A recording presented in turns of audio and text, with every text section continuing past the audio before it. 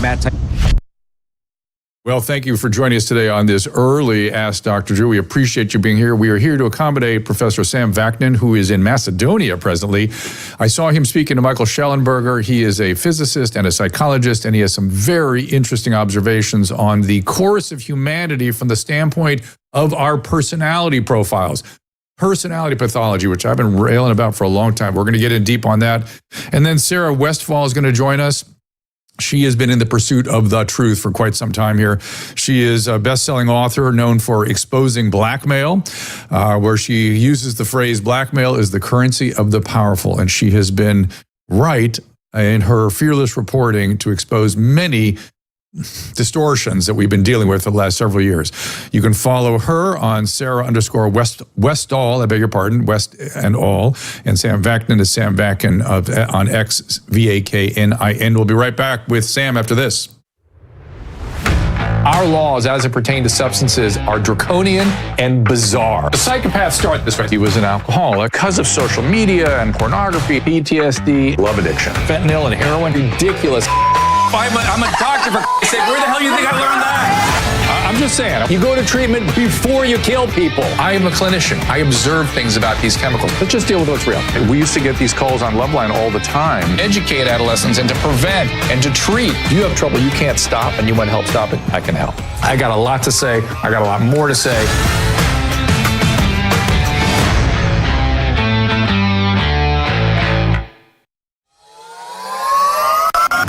Hey, Dr. Drew here, and in honor of our 500th episode of Ask Dr. Drew and the compelling conversations we've had with experts from all sides of the political spectrum, today I'm joining two very different platforms at the same time, Blue Sky and Truth Social. Find them easily at drdrew.com/Blue Sky, as well as drdrew.com/Truth, and follow me on both. Let's find out together which one is more welcoming and which one is more tolerant of what I like to call a rational revolution. See you there. I'm excited to bring you a new product, a new supplement, Fatty. I take it. I make Susan take it. My whole family takes it. This comes out of, believe it or not, dolphin research. The Navy maintains a fleet of dolphins, and a brilliant veterinarian recognized that these dolphins sometimes developed a syndrome identical to our Alzheimer's disease. Those dolphins were deficient in a particular fatty acid. She replaced the fatty acid, and they didn't get the Alzheimer's. Humans have the same issue, and we are more deficient in this particular fatty acid than ever before. And a simple replacement of this fatty acid called C15 will help us prevent these syndromes. It's published in a recent journal called Metabolites. It's a new nutritional C15, pentadecanoic acid it's called. The deficiency that we are developing for C15 creates something called the cellular fragility syndrome. This is the first nutritional deficiency syndrome to be discovered in 75 years and may be affecting us in many ways, and as many as 1 in 3 of us. This is an important breakthrough. Take advantage of it. Go to fatty15.com/Dr. Drew to receive 15% off a 90-day starter kit subscription, or use code Dr. Drew at checkout for that 15% off, or just go to our website, drdrew.com/fatty15. Also, a special guest coming in at the top of the next hour, Emily Hagan, who's been reporting from the courtroom on the P. Diddy trial. We'll get an update on what's happening right to the minute. First up, though, I'm going to give you the particulars about Sarah Westall, who will be here in a few minutes. Sarah_Westall, Westall on X, and sarahwestall.substack and sarahwestall.com.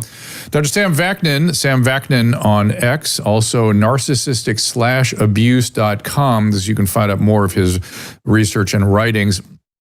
Dr. Vaknin is a physicist, I believe an astrophysicist or a cosmologist, I'm not sure which, we'll find out, who went on into psychology. And I was just telling him that some of the most interesting psychologists I know were physicists first. So please welcome Dr. Sam Vaknin. Thank you for having me. Great to be here. So I want you first to tell people about your training and your arc from physics to psychology and how these things are linked. In other words, most people think about these disciplines as unrelated, but I see the links. You tell me. I think what I'm studying is complexity. The universe is a complex machine, if you wish, machinery. However, the human mind is far more complex in the universe. Hence my transition from one simpler machine to a more complex one, which is the human mind. And it was aided and abetted by the fact that I have been diagnosed with narcissistic personality disorder, twice actually. And it forced me to confront my own condition and the unsavory outcomes of this condition. I delved deep into the state of the art at the time in the late 80s. I discovered there was no state and no art. There was nothing there. And so I came up with a new language to describe my inner experience and the impact that I was having on people around me. And this new language is now widely used. It's mainstream. And then I went into academia in an attempt to interact with colleagues and peers and be exposed to the latest thinking in the field. And that's how I ended up being a professor of psychology. So I think my only relative advantage is the ability to look from the inside out and from the outside in, which is denied to most of my colleagues. And so that's what I bring to the table, so to speak. And what do you consider to be one of the most efficacious sort of management? There's sort of different words we could use, whether it's trying to help the narcissist resolve these issues or get in touch with affect or manage the condition, or other people manage the condition if they're involved with it. What do you feel is the most effective style? It's a bleak, gloomy prognosis. What we can accomplish in therapeutic settings, in clinical settings, is behavior modification. We can minimize, ameliorate, and mitigate abrasive behaviors, antisocial behaviors, and to some extent, we can nudge the narcissist or incentivize the narcissist to conform to socially acceptable mores and norms and conventions and expectations and so on and so forth. The impact is usually short-lived, so there's a lot of maintenance to be done. Nothing fundamental can be accomplished, unfortunately. There have been a pair of recent studies published in July 2024, last year. And one study claimed that narcissists tend to develop empathy as they age, as they grow older. And the other study, which was co-authored by some of the leading voices on narcissism, Roningstam, Gunderson, others, this other study claimed that NPD can be cured. Regrettably, both studies are dramatically flawed. And I'm being charitable here, which is not not common in my case. Dramatically not your style, flawed. Not with your condition. Not my style. No, absolutely not. And so let's back up a little bit. So we're talking about NPD, narcissistic personality disorder, but there's a reality that narcissistic traits, right? There's a point at which you cross from traits into disorder, and traits are more pertinent, more interesting to the public because we all have them, and they have predominated and become more severe, I would argue, across the 20th century. Can you talk about that a little bit? Yeah, I think we should make a distinction. The first distinction we should make is between healthy narcissism and pathological narcissism. Healthy narcissism, as the name implies, is healthy. It is the cornerstone of self-confidence and self-esteem and a sense of self-worth and having a self-concept, which is realistic. So this is healthy narcissism. We all have it. We all have a narcissism trait. Traits are hereditary. They're genetically determined. So we all have narcissism that we have inherited from our parents. That has to be distinguished from what we call narcissistic style. That's a phrase coined by Len Sperry, narcissistic style. Narcissistic style is someone who is a bit obnoxious, exploitative, not too big on empathy, and so on and so forth. Someone you wouldn't want to work with or collaborate with or get married to. But that's the style. People with narcissistic style do not possess any diagnosable pathology. They are what we call subclinical. They cannot be diagnosed with narcissistic personality disorder because certain clinical features of narcissistic personality disorder do not make an appearance in the narcissistic style. For example, someone with a narcissistic personality disorder is unable to tell the difference between reality and fantasy, unable to distinguish external objects from internal objects. In other words, other people from the representation of these other people in the narcissist's mind. Narcissists, people with narcissistic personality disorder, are fully embedded in fantasy. They're divorced from reality. They have what we call an impaired reality testing. None of these things apply to someone who is merely possessed of a narcissistic style.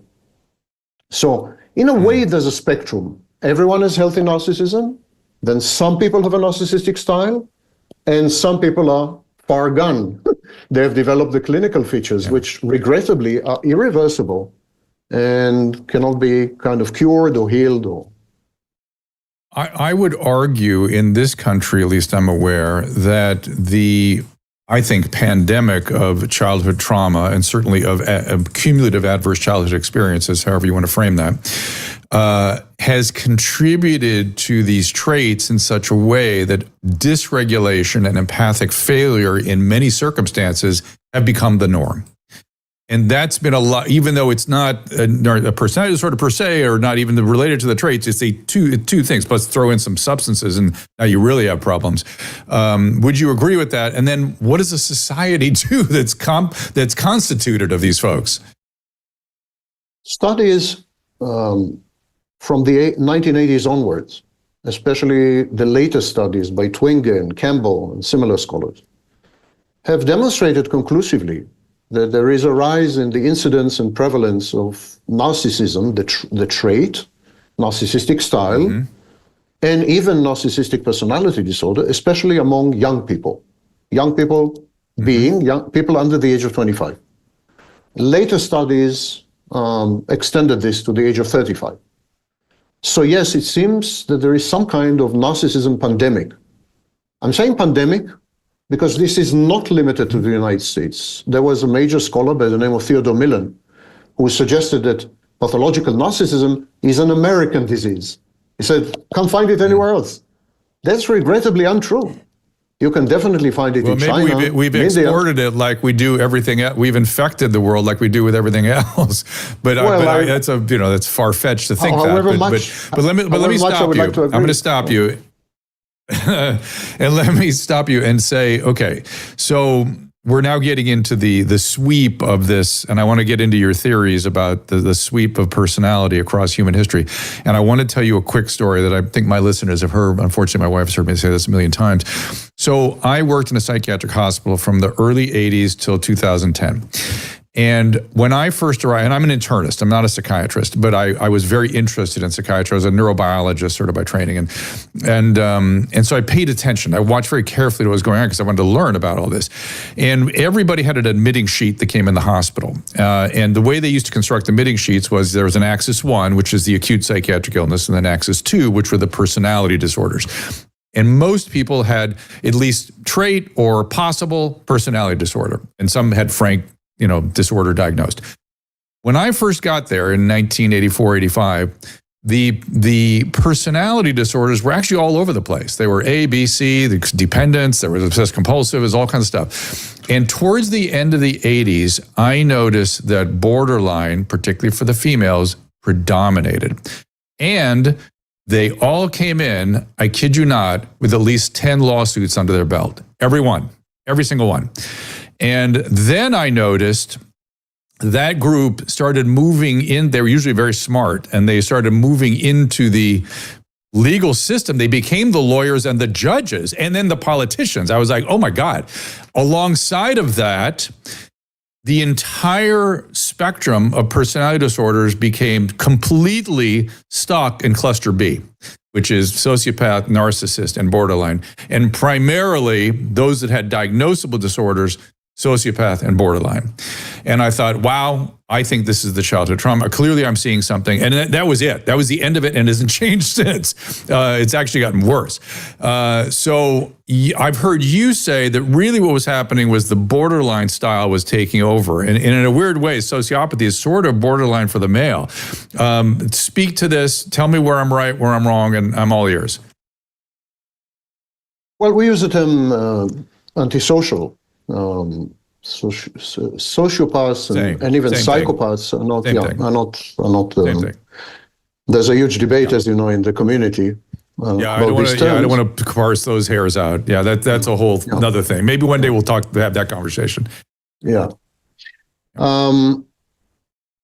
I think the problem is with the DSM, actually, the Diagnostic and Statistical Manual. It's an antiquated text, much behind the cutting edge research. Mm-hmm. I'll give you an example. As always. I'll give you an example. The diagnostic criteria for narcissistic personality disorder in the latest iteration of the DSM-5, the text revision in 2022, the text has been copied verbatim from the DSM-4, a text which was written in 1998. So that's the state of the art with the DSM. That's why we. Are you aware of the history there, Sam? Are you aware of the history? They when they were developing the DSM-5, they wanted to do away with access to and have it all centered around narcissism. Yeah. So and then they abandoned it and they just went back to the 90s all of a sudden. It was weird. Yeah. Although there are traces of this debate. You have what we call the alternative model. There's in DSM you have the alternative model of narcissistic personality disorder. But what I'm trying to say is that there's another book. And that other book is called the International Classification of Diseases. It's a diagnostic manual that is used by 80% of humanity, actually. The DSM is used only by 20% of humanity. In the International Classification of Diseases, there is no narcissistic personality disorder, or for that matter, any personality disorder. There is a single diagnosis of personality disorder. And what the ICD does, it gives you, as a clinician, it gives you a list of traits. And then it's like Lego bricks, you know? And then the ICD says, pick and choose the traits which fit your client, the presentation of a client best. Right. And then each and every client, each and every patient ends up with a highly idiosyncratic, specific profile. Not two clients end up being diagnosed with the same thing. And so if you combine, for example, dissociality, which is antisocial behavior, anankastia, which is obsessive compulsive features, negative affectivity, the ability to experience only negative emotions, and antagonism.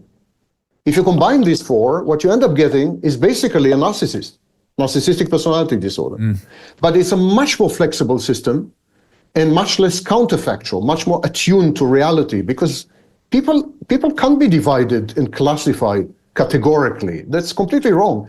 Any clinician would tell you that someone presents with narcissistic personality disorder and 2 days later there's a crisis and he becomes borderline, and then 3 days later he's angry at you, he becomes a psychopath, and so on and so forth. It's contextual, You're sort of moving back towards psychoanalysis frame for this, but be that as it may, talk to me about the borderline trend, because that's, I heard you talking to Schellenberger about that, and that fascinates me, because if that's true, I know of no other way to deal with borderline other than containment, unless the borderline's highly motivated and wants to deal with their borderline stuff. But what is happening and what can we do about it is really my question. I think what's happening is we are collectivizing mental health disorders. In other words, we're transitioning from clinical entities, diagnoses, to organizing principles and hermeneutic, explanatory principles. We are organizing society, and we're making sense of society, and we're making sense of collectives, and we're making sense of professions, and we're making sense of events, borrowing terms and concepts from clinical psychology. So today, if you want to explain the behavior of a certain politician, you're going to say, well, that's a narcissist. If you want to make sense of certain trends, I don't know, the war in Ukraine or whatever, Middle East or whatever, you would say, well, these leaders behave in a borderline manner. They're dysregulated emotionally and so on and so forth. So I think we are using mental health diagnosis to make sense of the world and to organize our reality in a way which would make sense. But this also has an impact on individual behavior, because the context and the narrative that governs your life, what gives meaning to your life, also dictates your behavior and also dictates how you experience yourself, your inner experience. So if the overriding narrative is borderline personality disorder, you're likely to develop borderline behaviors and you're likely to experience yourself the way a typical borderline would. And I think that's what we are doing. We are developing a borderline narcissistic and to some extent psychopathic civilization. And then individuals conform to these narratives and become these things. There's a kind of radiation, if you wish, ambient radiation. And so how to deal with this? The problem is not individual. The problem is not with individuals. It's not about containing individuals or even containing small collectives and so on. The problem is we have to redefine the civilization we live in. And regrettably, it's very difficult to do because of technology. We have created technologies that enhance and buttress these features, these pathological features in our civilization, in our contemporary civilization. So you may well get rid of some civilizational artifacts, but you will never get rid of the technology. So it's the technologies that's driving the pathologization of our civilization, of our society. And that is very difficult to do. To dig into that a little bit, are you talking about the screens? You're talking about the phone, obviously, and the fact that there's a lack of actual human interaction or limited human interaction through the phone? Among other things, these are the well-known grievances when it comes to modern technologies. But I think the problem is a bit more profound, a bit deeper. I think we are using technologies to signal. Most of our technologies have two features, and they're not bugs, they're features. Number one, to escape reality. These are fantasy-prone and fantasy-based technologies. They afford and they provide us with alternatives to reality. It's a rejection of reality, or what Hervé Cleckley called a rejection of life. And the second clinical feature is signaling. So there are three types of signaling, basically. There is existence signaling, like, hey, I'm here. I need to be seen. Notice me, pay attention to me, and so on. So this is existence signaling, and this is social media, for example. There is a virtue signaling, and that sits well with victimhood movements and with grievance-based discourse, and so on. So that's virtue signaling. And you have invulnerability signaling. I'm resilient, I'm strong, I'm superior, I'm a winner, I'm going to prevail. And the technologies allow us to signal in these three ways. And at the same time, all this signaling is taking place in a totally fantastic symbolic space. So we've completely divorced reality. And our civilization is responsive to these technologies. So what's happening is, because we live in a fantastic symbolic space, people with narcissism, for example, have an advantage because narcissism is a fantasy defense. No one does fantasy better than narcissists. So they have an advantage in a fantasy-based civilization. Similarly, because a lot of this signaling has to do with victimhood and with emotional dysregulation and with aggression, externalized aggression, internalized aggression, passive aggression, and so on, it caters to the typical structure of a borderline personality, the borderline personality organization. So it's a really vicious cycle. Technology caters to these needs to pathologize civilization, and civilization is becoming more pathologized the more these technologies prevail and become more widespread. And, I'm thinking of we started with a conversation about complex versus complicated systems, and complex systems include things like how, fireflies begin to flash together, or how birds fly in these very coordinated flocks and things. And I think you're signaling that as what the social media and the technologies are able to deliver. But I get what you're saying. I'm persuaded what you're saying is true. Once again, though, my instinct, and it's a bad one, Well, let's you play it out for me. You said it's hard to change. How do we change it? What can be done? If we can signal all this aggression and dysregulation, virtue signaling, it seems like we could signal other things as well. That was my idea about radio back in the early 90s. We could use it to do something good. I'm sure there'll be unintended consequences, but couldn't we somehow infiltrate it with something better? There's an underlying assumption in what you're asking. And it reifies a kind of value judgment that narcissism and borderline are by definition bad or should be dispensed with. Depending on the context, narcissism could be a positive adaptation. And you mentioned leadership and so on. So perhaps if we do get to that, we can discuss this. But it could be a positive adaptation. Psychopathy as well. Yes. Borderline as well. There's a reason these conditions, so-called, I'm using a bad word, but these constructs have been maintained through human genetic history. They have adaptive advantages in certain circumstances. But borderline is something that kind of comes on in different situations.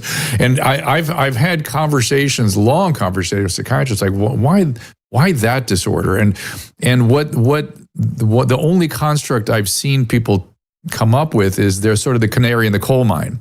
They're super sensitive to things and alert the rest of us to stuff that could be dangerous. But I don't know. You tell me. Well, certain features have been linked to creativity, for example. Hans Eysenck and others linked creativity to what they called psychoticism and neuroticism and so on. So certain features in borderline are linked to creativity. Borderline, the emotional dysregulation of borderlines could feed into certain types of arts and crafts and so on. That's one example.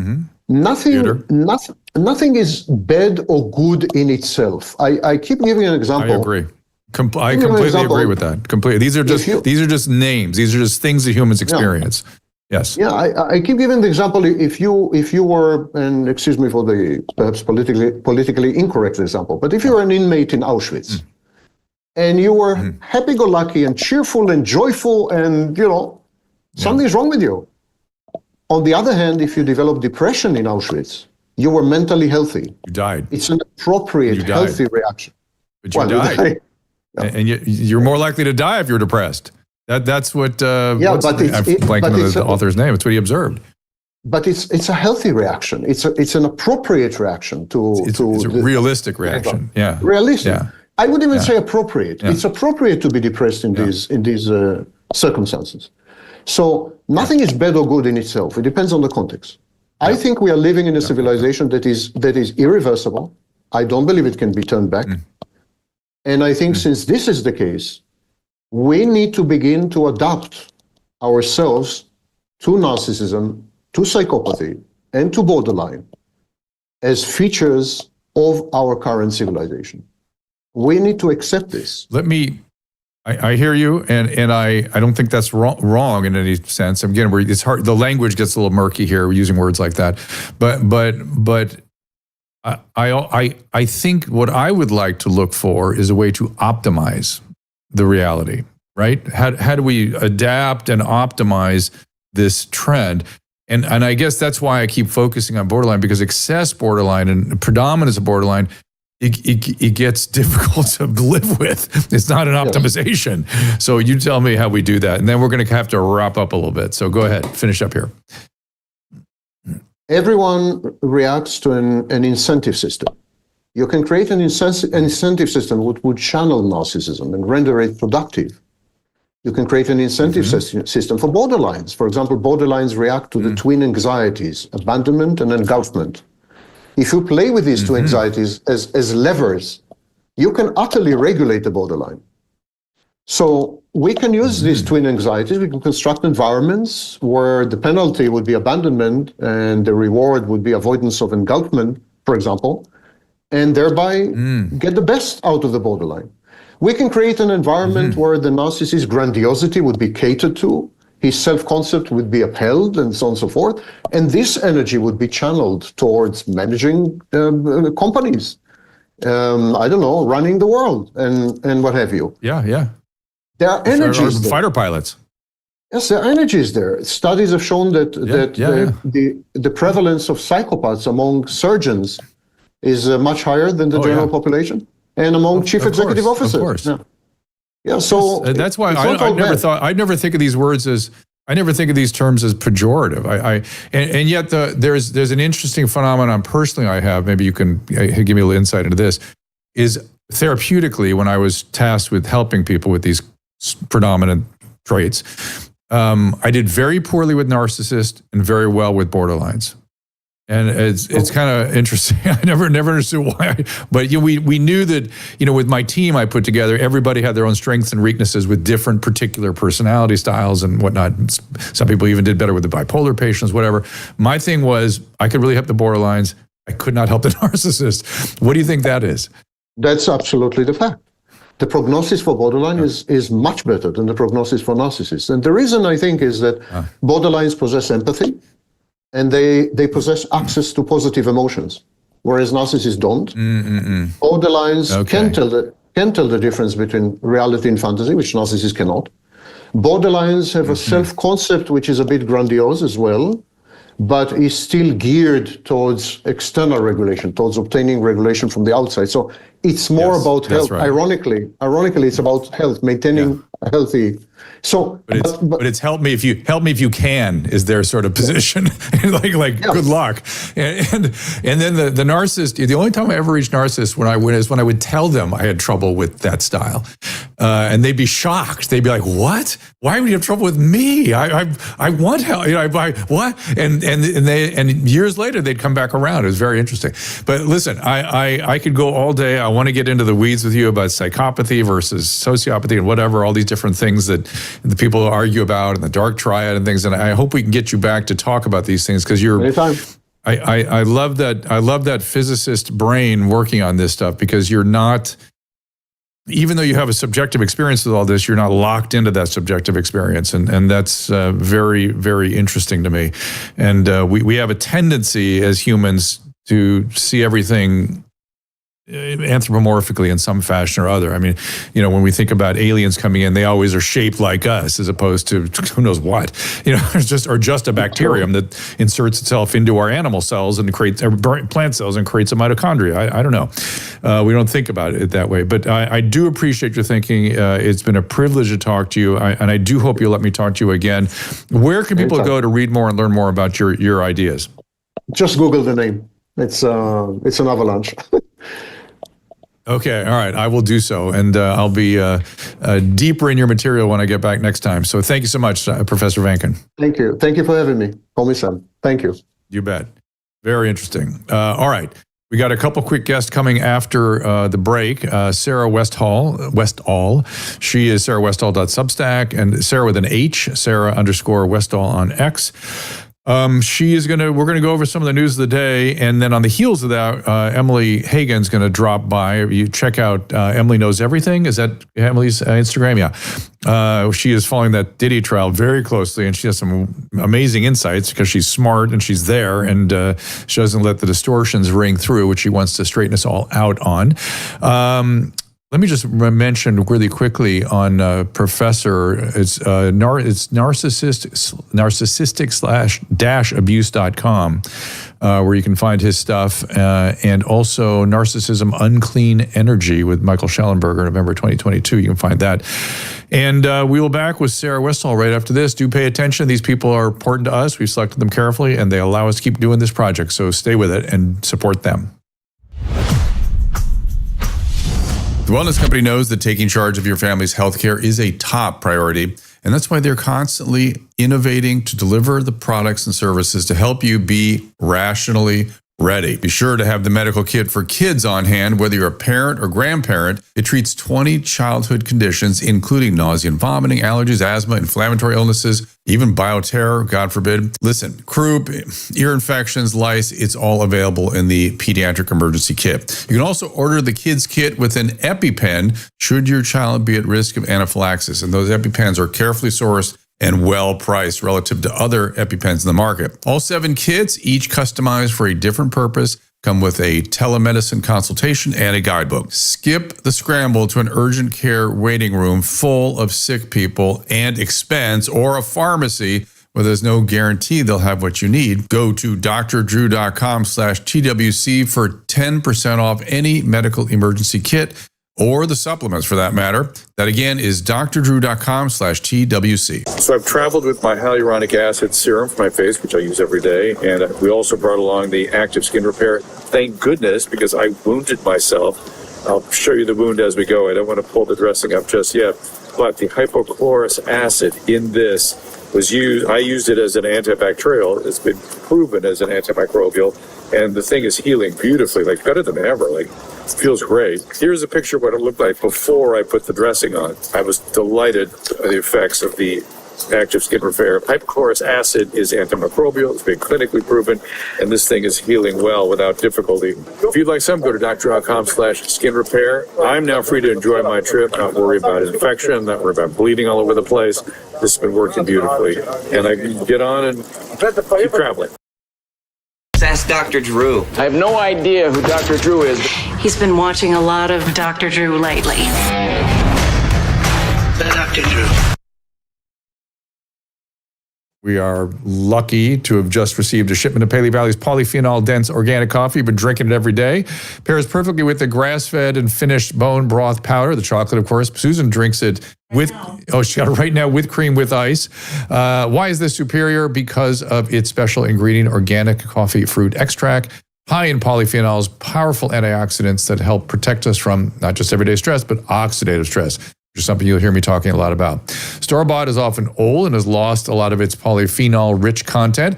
Paleo Valley has sourced it, guess what, carefully from sustainable farms in Honduras and Peru, freshly roasted in the U.S. using solar power. Paleo Valley thinks of everything. And then they test for pesticides, molds, and mycotoxins.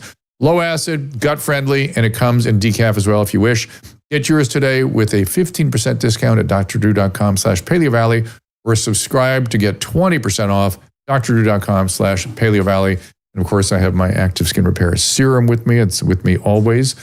And my skin has been a mess lately because the water in New York destroys me every time. You can see I've got things here that's something that got burned off. But the rest of my skin is doing pretty well. Thank you to Active Skin Repair. And I want to remind everybody again, please do check out the V-Shred MD products that I invented there. We will have videos for you to explain what this is all about. This is the Senesync, which is resveratrol to improve your natural killer function after all the COVID, and Fisetin to remove all the dead cells that remain afterwards. And then when there's the NR Boost, you've heard me talk about nicotinamide riboside for longevity for years, as well as PQQ, which improves muscle mass as we age.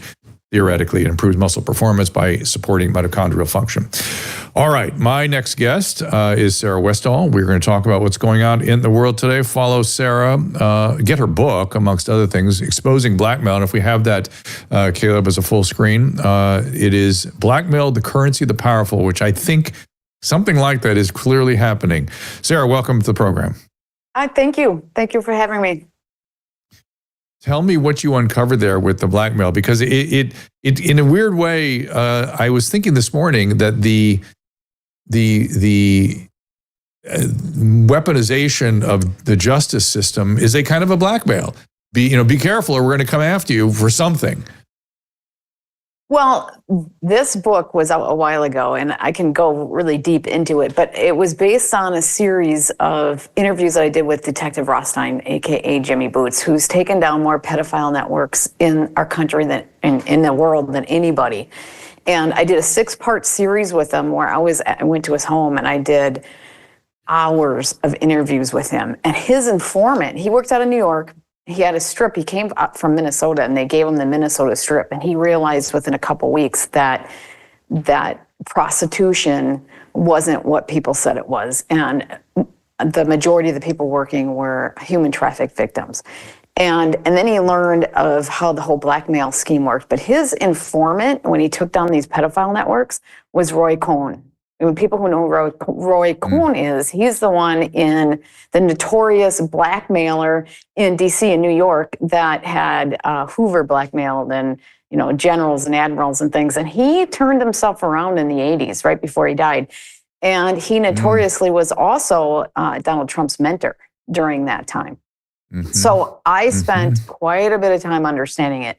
And that's when I learned, I started learning, because my show was always about the edge of change. And I learned about all these things that were going on. And I realized, why are these things that could really fundamentally help humanity, why are they being stifled? And I learned that there was this whole blackmail system going on.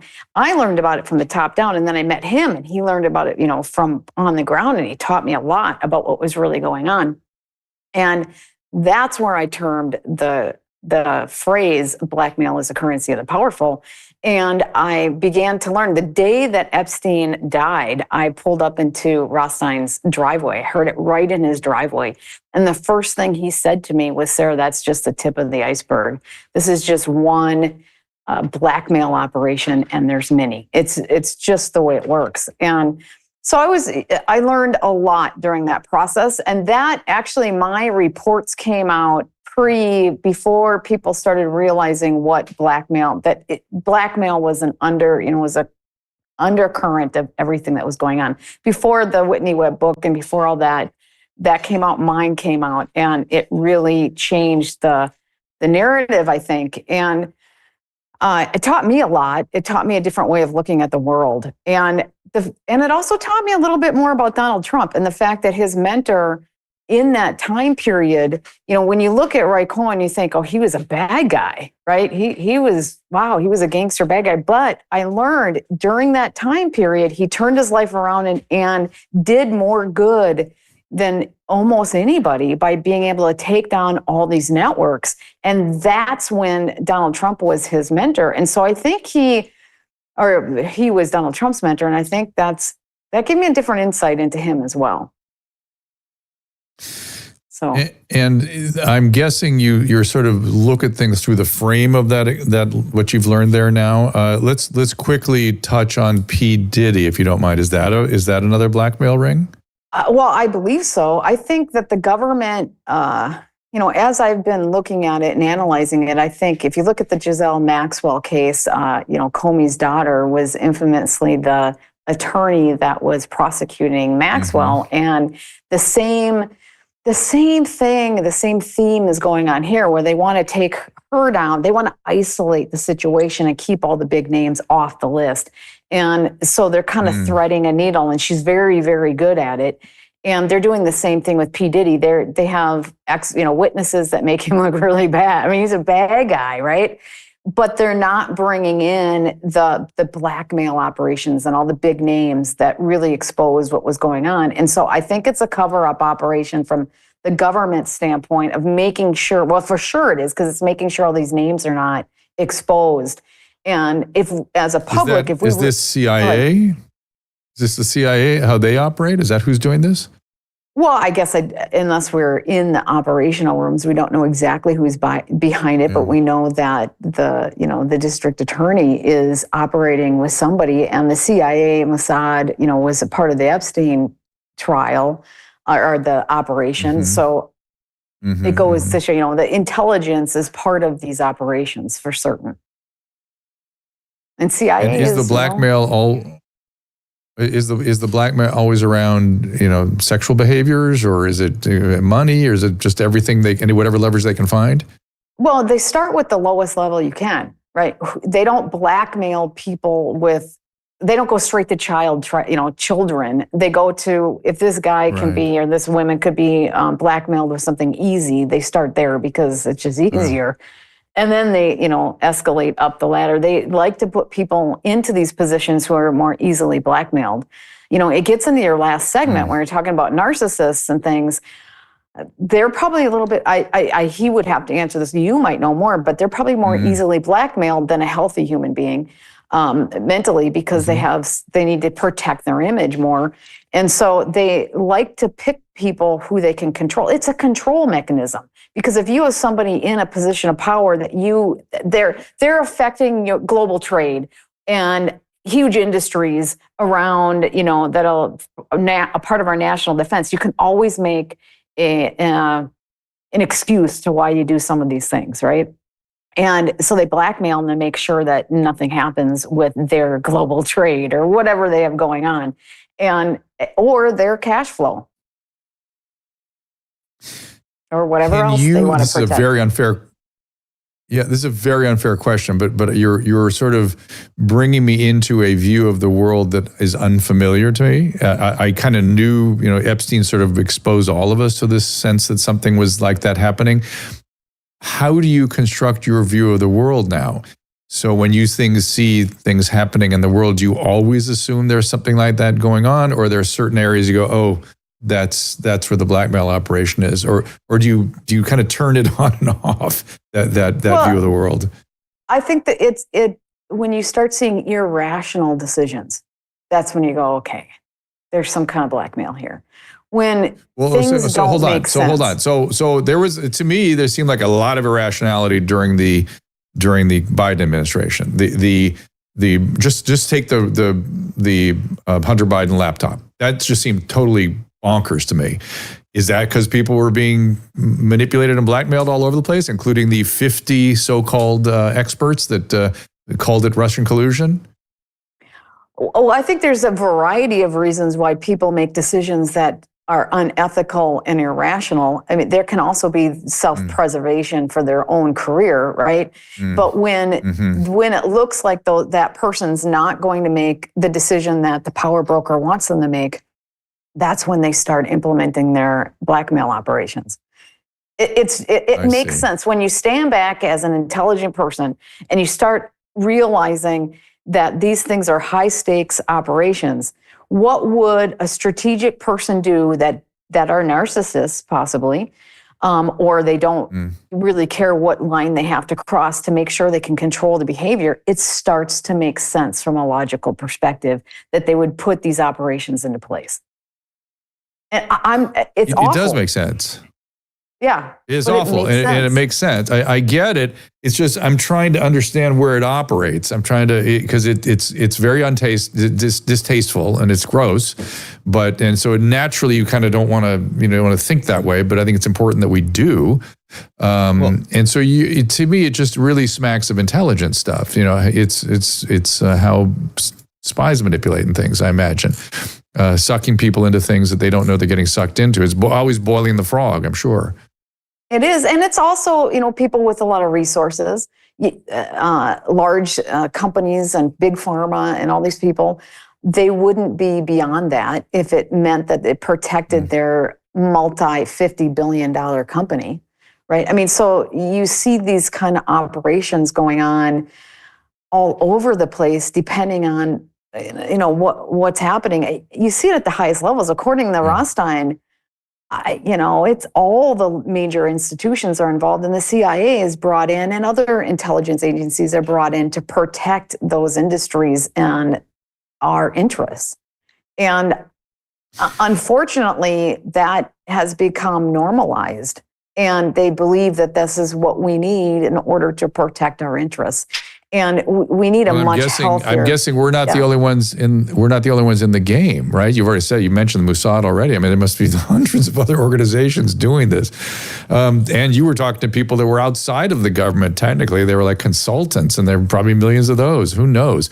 But let me stop for a second and just I've got Emily Hagan logged in. She wants to give us a report from the courtroom on the P. Diddy trial. Are you cool to sit by for 5 minutes or so and listen to that? Sure. Yeah. Okay. All right.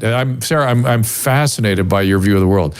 Emily, thank you for stopping by. One of the things that Sarah just told us is that Comey is expert at not bringing in all the big names that we all wanted to hear about, in these trials. But zero. What happened today?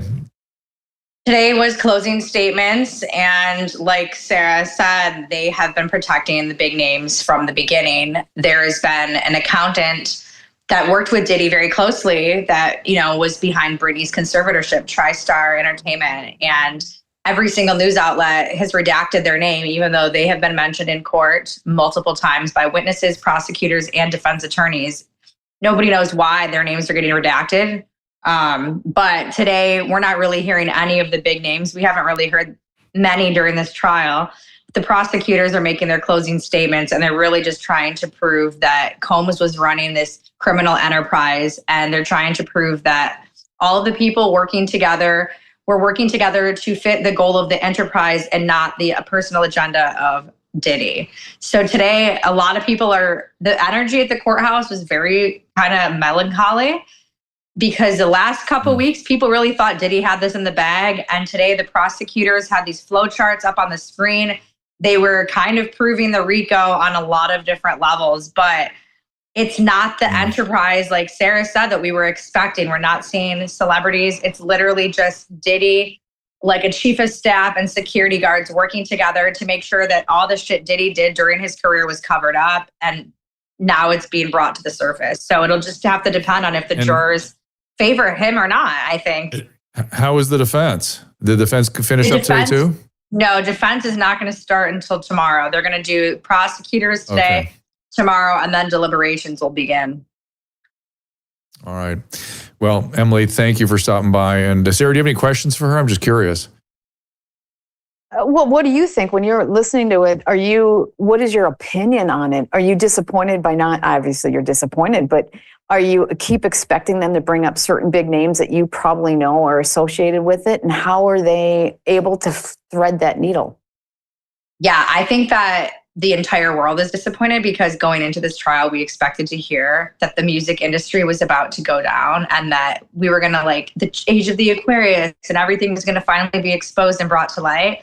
We're not really seeing anything being brought to light except some of Diddy's crimes from the 2008 era. And I feel like it's strange that Comey is going out of her way to protect celebrity names and the big names that helped Combs run the enterprise, but then she has no problem exposing the low-level escorts names. TMZ has pictures of these assistants and escorts plastered all over the tabloids, but then how dare you even mention TriStar Entertainment in an article? I was told not even to say her name, that they're going to come after me. I'm like, but she's in the transcripts, but it just seems weird. And then last week there was a celebrity mentioned and Comey went out of her way to be like, don't mention the celebrity's name. And it's like, but you had no problem mentioning every single escort's name, every single assistant that was making $60K a year. And I don't get it. I don't know if Comey's trying to build a separate case. Well, that's hang the on. theory. Emily, Sarah is nodding her head knowingly as you're talking. So let's hear what Sarah's perception of this is. Yeah. Well, I think it's a protection of the blackmail scheme that they have going on. They don't want people to understand what these operations are really about, because once these things are exposed, people aren't going to stand for it. And so they have to keep it under wraps Yeah, they want to fall for it or expose it. They want to keep these schemes under wraps so that the average person doesn't understand it, so that they can keep their operations going. That's what my would the assessment. What would the point then? What would the point then of them doing all this stuff with the taxpayers' dollars just to get Diddy? What would the motive be then? To protect the other people and then to get him? Did he make someone mad? Or is this a conspiracy that there's even blackmail? Well, I know it's not a conspiracy that there's blackmail behind this, because, when you looked at some of these cases, especially the Maxwell case, it was person after person blacked out, right? They blacked all these names out. And where you're seeing that here, same attorney and the same process is going on. There's theories on why did they go after P. Diddy? Some people say that they had to do something and hang somebody out to dry, or P. Diddy got unruly and it was too much liability. But I think that, and then they can close the door and move on, because now what happens once this P. Diddy case is over? Now what? Right. We don't have anything to follow. At least not yet. Right. Yeah, I agree. And that's the conversation people are having in the courtroom every single day and online every single day. And I don't think we'll ever actually have the answers, sadly, especially when Comey's running the show. When she's running the show and they're purposely keeping names off the list. Yeah. Well, hopefully I'll have some more answers for you guys. I'm gonna go press Tenny and Mark Garagos one of these days and see what I can. I don't. They will of course not talk about this case, but I bet I can get them to talk about this interpretation that Sarah has. And Emily, thank you for dinner the other night, and thank you again for dropping by here. Thanks, guys. Bye. Emily knows everything, everybody. Instagram, Emily knows everything. It's very entertaining and very, very... Emily with an IE. And with an IE, yes. So, Sarah, I am absolutely fascinated by the world as you see it. Let's pull back to the kind of the international scene. We have a ceasefire. Is there blackmail involved in the ceasefire between Iran and Israel, other than the President of the United States just yelling at them? Well, I don't want to say that everything is, but I mean, I think it's just those are the tactics that they resort to when they need to. It's just one of their bags of tricks that they need to. They don't have lines that they won't go over.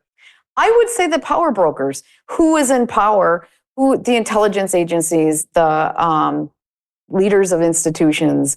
You know, I'm sorry, but it's really kind of how the world works, because there's so much money and power on the line that they're not afraid to do that. They're not afraid to bomb a city. They're not afraid to blackmail one person either.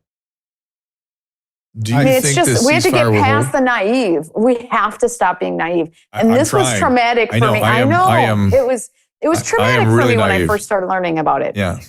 But it's reality. Yeah, I'm super naive. I expect the best in people all the time, and I'm always shocked and sort of disgusted when it doesn't work that way. And but I don't know when I will stop being naive, because it seems to be many layers to it. But it's happening right now as I'm talking to you. But let's try to talk about some little more current event stuff. How do you see the Israeli-Iran ceasefire playing out, or do you have a theory about what's happening there? Well, I've been talking to different people, you know, like Michael Yan and Martin Armstrong, and different people who have analysis that I would concur with, where the ceasefire, you know, once a war starts and there's a lot of animosity on both sides, it kind of takes a life of its own. And we have, and we have China in the backdrop. So much of, there's big pipelines and trade routes going through Iran into China. And Iran's not going to run out of weapons, because they have weapons coming out of China, and Russia's going to supply them. Or Russia and China are going to supply them. It's just that basic. And there's hatred. I mean, literally, there's hatred. If you talk to either side and you try to bring in some rational sense to them, they get angry at you. I mean, I'm sure if you've had a conversation with either side, it's not that easy. Yeah. And so I concur. You know, Martin Armstrong said that, according to his Socrates program, where he analyzes world events, he says that in 2026, we're going to start seeing broader war. The isolated flashpoints are going to expand to broader war. That's a show that I'm airing tomorrow night on my financial shows.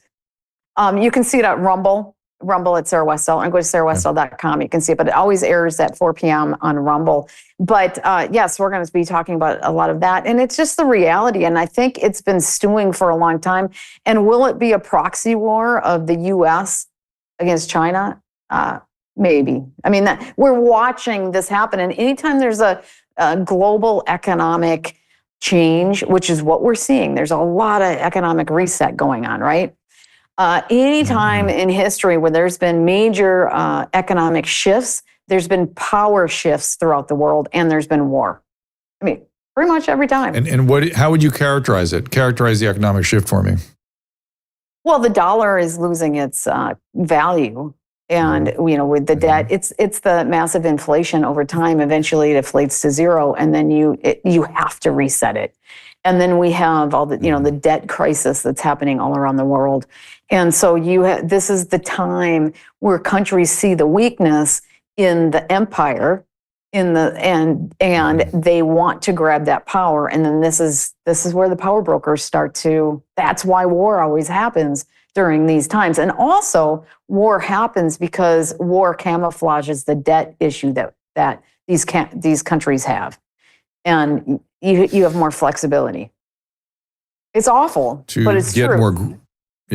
I'm trying not to be naive. To get more granular, we have Trump beating on Powell all the time to lower the rates, and now he said he's going to bring his successor in early, which I think is interesting. How do you think that little conflict's going to play out? Well, you know, they talk about having a shadow Federal Reserve chairman. I think that it's never happened before, right? So, and the courts have determined and told Trump he can't switch out Powell until 2026. But, Trump, he's going to say, I don't like what he's doing, and I need him to be out of here so we can do what we need to do. So he's going to try to coerce it from other perspectives. It will be interesting, to say the least. And you're going to see, to the face of us, you're going to see very, politics on a camera is very different than politics in the boardroom, right? Behind the scenes. I'm sure. And so you're going to see a lot of things play out, and you're going to see anger trickle out onto the screen. And so you get to see kind of what's going on, but there are going to be games being played like nothing else. It will be very interesting. I have learned that one of the things that people in authority and government do in the federal government when the bureaucracy doesn't respond is they set up a parallel employee group that if you won't do it, we'll just hire a group of people that will do it. And that is being done. They've been unable to do that as far as I can tell at the HHS, but I'm sure they've always done that at DOJ and other places. It's interesting to me that now it's going to leak into the Fed, which is wild. Well, but Sarah, the problem with the Fed is, let me ask one last thing. The problem with the Fed is, do you have the power to do that? I mean, the power situation is a problem. We'll see. We'll see. We'll see. I don't know. And so you see the world through power and to some extent money as it reflects power. Is that your worldview? Yeah, I think that's how they get things to happen. I mean, religion ties into it and all sorts of other agendas, right? But it all comes back to power and influence. Yeah. I am fascinated by your observations. I want to, Susan, don't tell me things like that when I'm trying to concentrate. I want to talk to you some more about these topics. I want to get in. I could listen to this stuff all day because I have to adjust my point of view. I have to really be careful with my assumptions, and I sort of see things on the interpersonal level, but you're forcing me to look at things in a very different way, and I'm persuaded that you're accurate and right. So we should go, if we want more, you can read the book, go to the Rumble channel. Where else do you want people to go? SarahWestall.com or SarahWestall.substack.com. Those are my two main places, and Rumble I air at 4, and then I'm all over the place. But please subscribe. Yeah. That's the best thing to do. I hope, please do. And I hope you'll come back here because I could, as things move and change, and I would love your insight into things. So I'm going to use my influence. I'm going to use my blackmailing, whatever influence I have to persuade you to do that. Appreciate you being here, and thank you so much. All right, everybody. We have to wrap up. There's a special early show today. Let me look at you guys quickly on the rants and the restreams and whatnot, because you were very active in this process. And we appreciate you being here for the early show. We are back again. I believe it is Tuesday at 2 o'clock Pacific time. Yep. And I have to wrap up now, and there is the upcoming guest. I'm seeing a possible on Tuesday, another possible guest that's kind of a special booking. See if we can get him. All right, we'll see you on Tuesday at 2 o'clock Pacific time. See you then. Ask Dr. Drew is produced by Caleb Nation and Susan Pinsky. As a reminder, the discussions here are not a substitute for medical care, diagnosis, or treatment. This show is intended for educational and informational purposes only. I am a licensed physician, but I am not a replacement for your personal doctor, and I am not practicing medicine here. Always remember that our understanding of medicine and science is constantly evolving. Though my opinion is based on the information that is available to me today, some of the contents of this show could be outdated in the future. Be sure to check with trusted resources in case any of the information has been updated since this was published. If you or someone you know is in immediate danger, don't call me, call 911. If you're feeling hopeless or suicidal, call the National Suicide Prevention Lifeline at 800-273-8255. You can find more of my recommended organizations and helpful resources at drdrew.com/help.